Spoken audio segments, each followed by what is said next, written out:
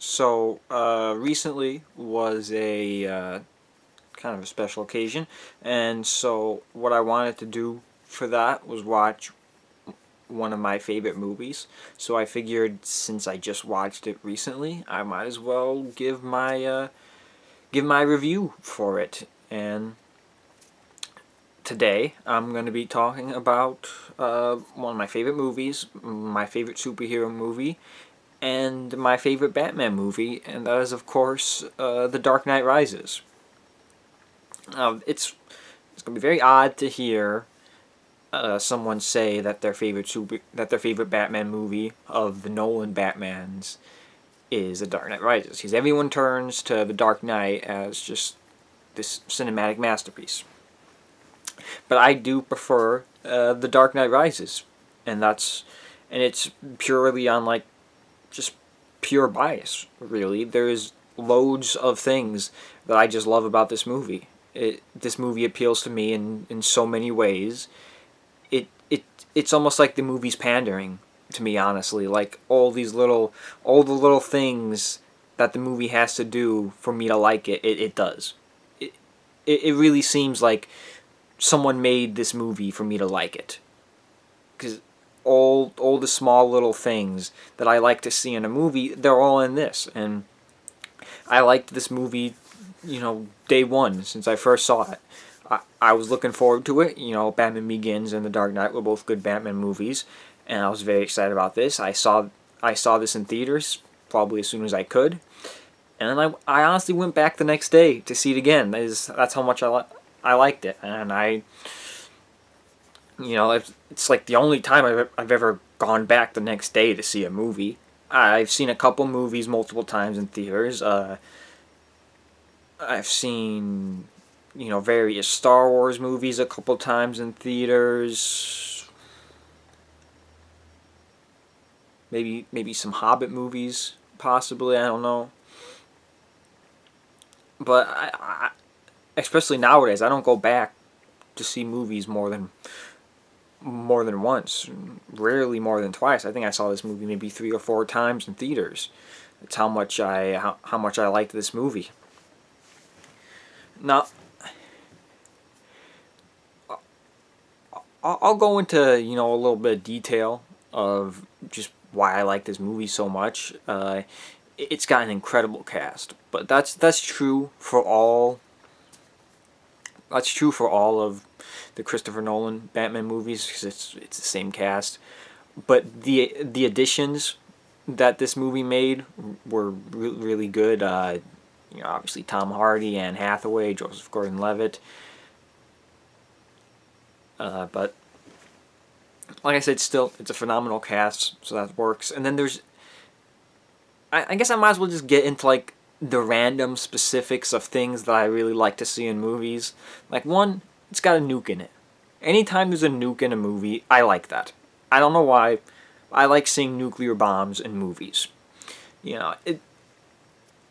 They're either used for two. I mean, the nuclear bombs are mostly used for two different types of scenarios. It's either meant to be like the worst thing imaginable, like just a nuclear bomb. You can't get more serious than a nuclear bomb.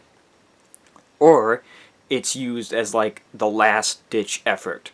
So when you use the nuclear bomb and that doesn't work, you know you're screwed. You know nothing's going to work. And now a good example of that second scenario is you see in like alien movies or monster movies where they decide to nuke the thing. They decide to nuke the monster or nuke the spaceship, and the nuke has no effect, and that really sets in like, oh well, we're screwed. The nuke didn't work. Nothing's gonna work.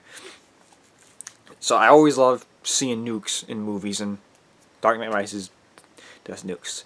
Another thing I really like to see in movies, I like monologues. And honestly, there's a lot of monologues in this movie. It almost seems like people speak in monologues, honestly. Alfred gets a couple monologues. Alfred gets a couple of monologues. Commissioner Gordon gets a good monologue in there. Bane has a lot of monologues. Honestly, Batman doesn't have a lot of monologues, but he might have one or two that I can think of. Talia al Ghul, Miranda Tate. You know, she has a couple monologues. Everyone like speaks in long, these long impassioned speeches, and I love that. The general setting of the movie. I always like movies that are desert. I always like movies that are frozen, you know, like Arctic, snowy. And I also like movies that are kind of post-apocalyptic. And you honestly get all three of that in this movie. There is the pit that he's in. That's you know, like in some undisclosed desert country. That pit is. So you get the desert from that. Towards the later half of the movie, it starts becoming snowy. So you get the Arctic snowy feel from that, and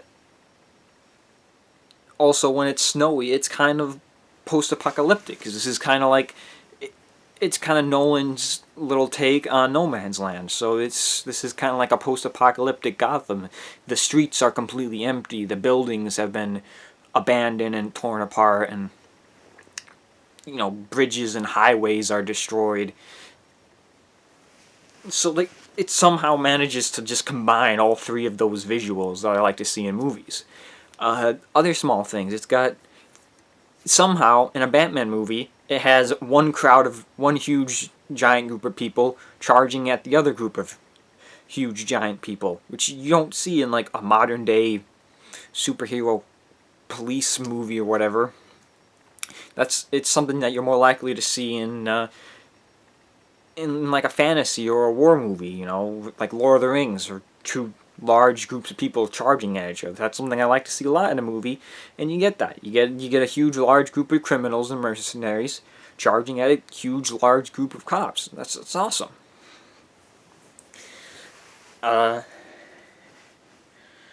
It's long. It's very long. I like a movie that can like push 2 hours and 45 minutes and still keep your attention and still be interesting. The fight scenes are great, in my opinion. You get some really great fight scene moments. And I also like in movies when they're able to take the sound away from you. You know, they're able to just go really silent, no soundtrack, and that can be a very powerful thing. Like when there's no soundtrack playing during that first Bane versus Batman fight. And I guess the last thing that I'll say, you know, why I like this movie is it's so stinking quotable. Like I quote this movie so much. Bane has numerous quotable lines. I could spend the whole video just quoting this movie. Honestly, I could probably spend 2 hours and 45 minutes just quoting this movie in chronological order. Like there's so many great quotes in this movie. Not even just from the main characters, like the CIA guy, played by Littlefinger, who in the beginning, who's in charge of the plane. I don't know what his name is. I don't think they name him, but he has some good lines. Dr. Pavel has good lines. Bane's bearded henchman Barsad, or whatever his name is, he has lines. I don't know where that name comes from. I don't think it's ever said in the movie, but that is apparently his name, Barsad, which is like a character from. It's a character from A Tale of Two Cities, which is quoted. I believe it's quoted in this movie. I think that's Commissioner Gordon's little speech he gives at the end. I'm pretty sure that's from A Tale of Two Cities. I don't know what the tie-in is. You know, I've never read that book. I don't know how similar it is to this story, and that's why they had it, but I'm sure there's some similarities. There's obviously a few similarities to The Dark Knight Returns, the Frank Miller graphic novel. Dark Knight Returns, one of the best graphic novels. There's small little references to that, specifically when Batman shows up after a long period of time. You got the more experienced cop talking to the rookie cop like, "Oh, you're in for a show tonight, son." That's straight from there, and just the general idea of a retired Batman coming out of retirement after so many times and facing a physically superior enemy. You know, in The Dark Knight Returns, it's the mutant leader, but here it's obviously Bane. Bane is a great villain too. He's just this insanely intimidating presence. He's just walking around like holding his shirt weirdly like that. And he's just like super intimidated and weird and speaking in these strange monologues with some weird accent, like Sean Connery talking through Megatron's voice box. I don't know. Megaton. I've been playing too much Fallout. But and also it's got Catwoman in it.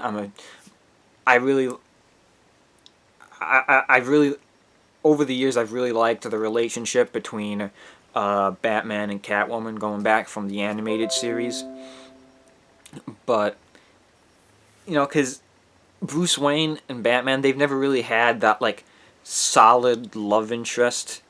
You know, like you see with it's always Clark Kent and Lois Lane. It's always Spider-Man and Mary Jane Watson.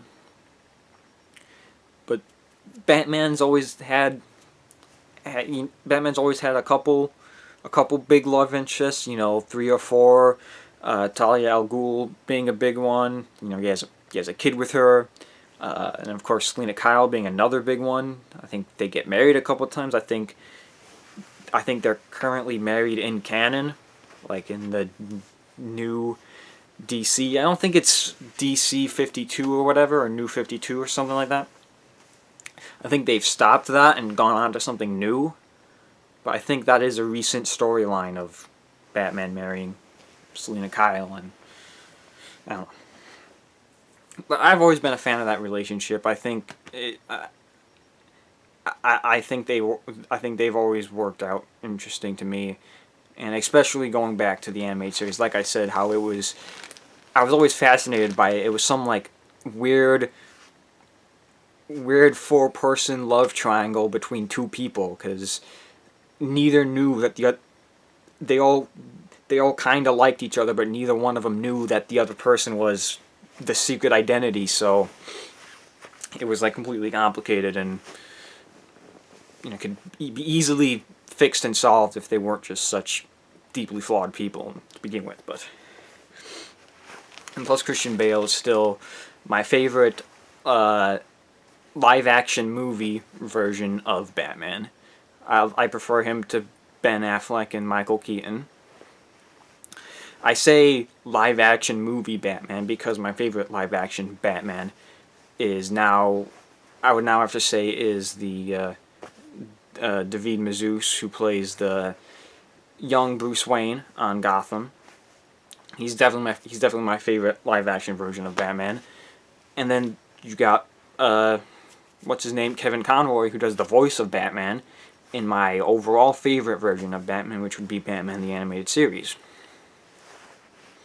I've said Batman a lot in this video, and I'm getting out of breath here.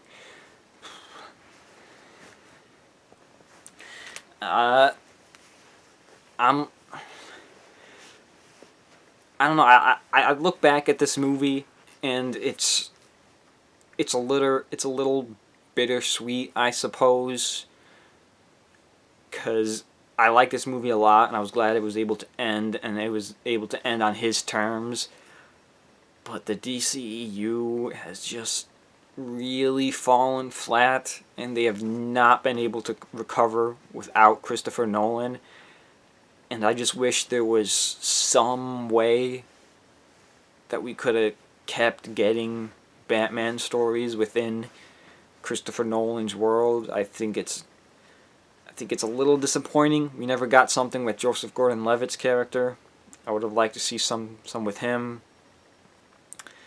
I think it would have been interesting to see Christopher Nolan's interpretation of the Justice League, since he doesn't want to do the more fantastical characters. He wants to stick with the grounded characters.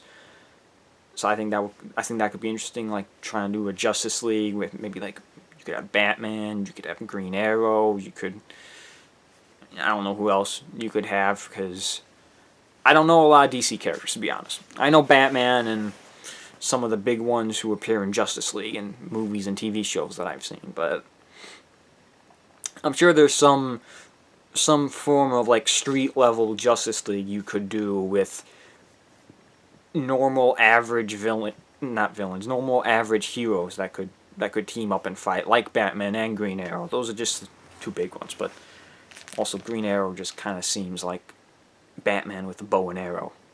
I don't really know, because he's rich too, so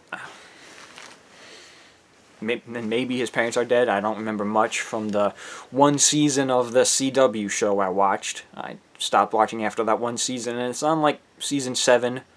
Then there's like 5 seasons of The Flash and Legends of Tomorrow and Constantine and Black Lightning and Supergirl and like 2 I'm forgetting, I'm sure, but I'm never going to get into that, to be honest. There's just too much. It's just like 5 years of TV to watch. I can't. No thanks. I'll pass. But I don't know. I guess I'm going to have to. I guess I'm going to wrap it up here. That's going to be it for this review of The Dark Knight Rises, I suppose. And yeah, I will see you guys next time.